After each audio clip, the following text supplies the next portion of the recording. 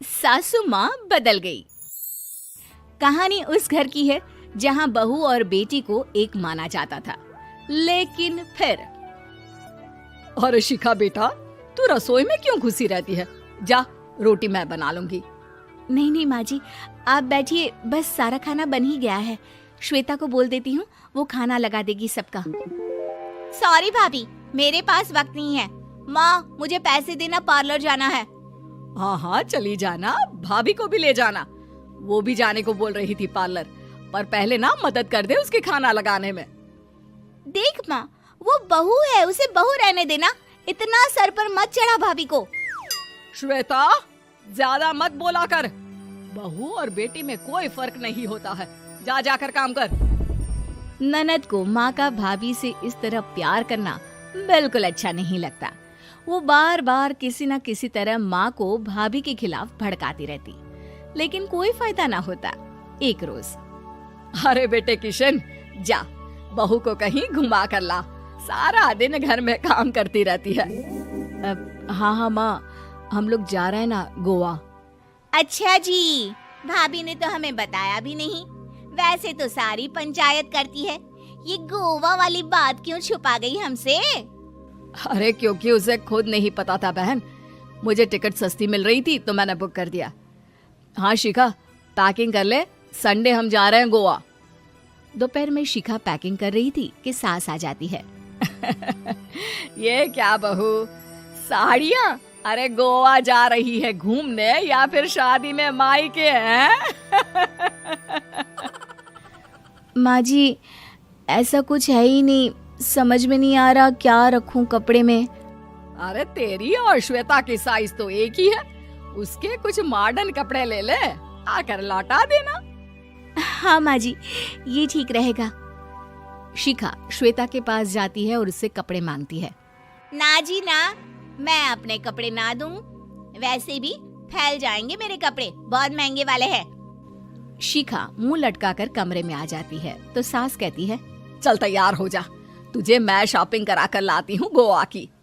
बस फिर क्या था, सास बहू निकल जाते हैं मार्केट और एक से बढ़कर एक ड्रेस खरीद कर घर आते हैं।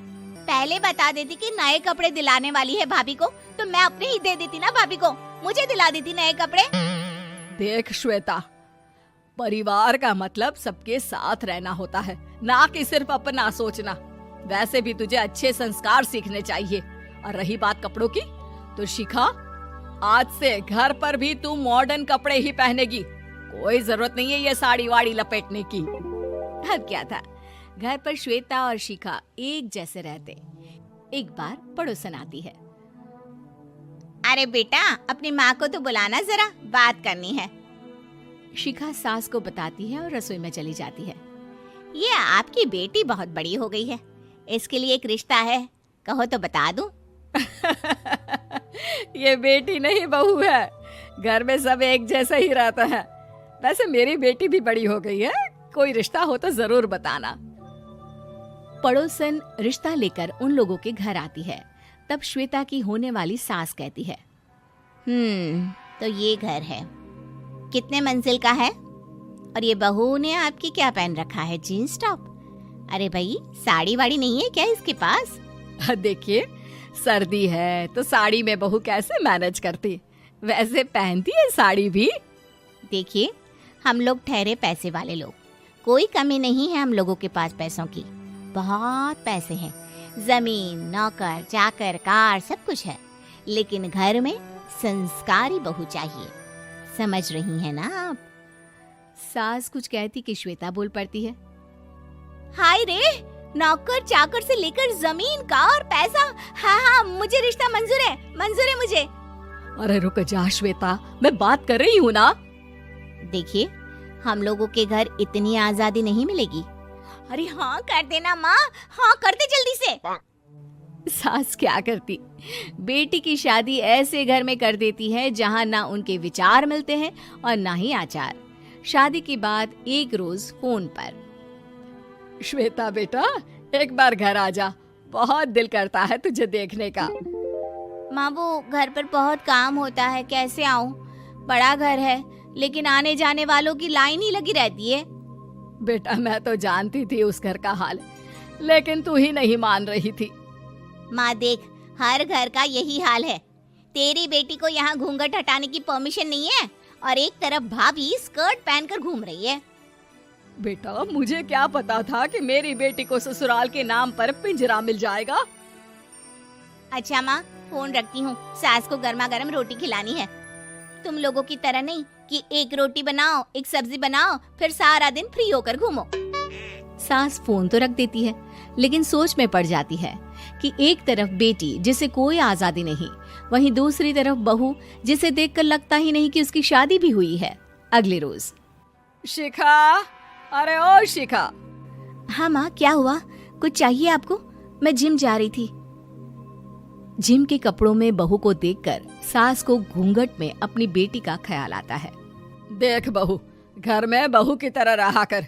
इतने टाइट कपड़े पहनकर जिम जाना पसंद नहीं मुझे। जा जाकर रोटी बना। रोटी? माँ अभी तो शाम के 6 बजे हैं, इस वक्त रोटी? अब क्या मेरे खाने पीने पर भी पहरा है? अरे जब मर्जी तब मैं अपने घर में खा भी नहीं सकती क्या? बहू को अजीब लगता है। वो समझ नहीं पाती कि जो सास कल तक इतनी सपोर्टिव थी, उन्हें अचानक से क्या हो गया।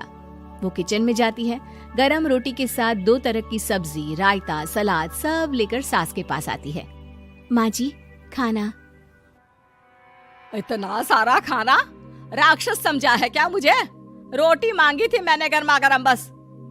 पर माँ जी, रोटी खाती किससे आप? सब्जी तो बनानी थी ना। अरे भूख मर गई मेरी तेरी बहस से। जा जाकर काम कर, अंदर पूरी रसोई साफ कर। बहू अंदर चली जाती है। थोड़ी देर में श्वेता घर आती है। अरे शिखा जल्दी से चाय ला, पकवान बना, मेरी बेटी आई है। अरे नहीं नहीं माँ, ड्राइवर बाहर खड़ा है। मैं तो घर का कोई सामान खरीदने के बहाने यहाँ आ गई हूँ, मुझे जाना होगा।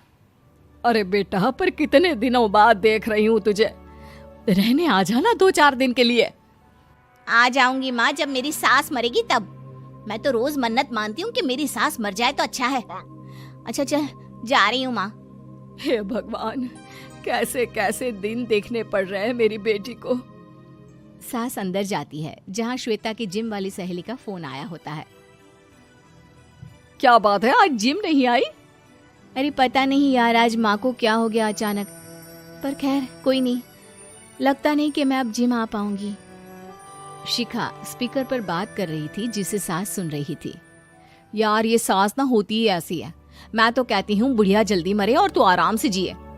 शिखा को सहेली की बात पर गुस्सा आ जाता है। माँ के मरने की कौन सा बच्चा दुआ मांगता है मोहिनी? आगे से ऐसी बात मेरे सामने मत करना। हमारे घर की शोभा ही माँ है। क्या हुआ जो थोड़ी सख्ती दिखा रही है? उसमें भी कोई ना कोई उनकी भलाई ही होगी। मैं तो कहती हूँ भगवान मेरे जैसी सास सबको दे, जो सिर्फ माँ की तरह है। सास वाली तो कोई बात ही नहीं है उनमें। सास ये बात सुन रही थी। उनकी आंख में आंसू आ जाते हैं कि क्यों वो बेटी की किस्मत में बहू को भी भागीदार बना रही थी। शिखा, अरे ओ शिखा, क्या हो गया? जिम नहीं जाना क्या?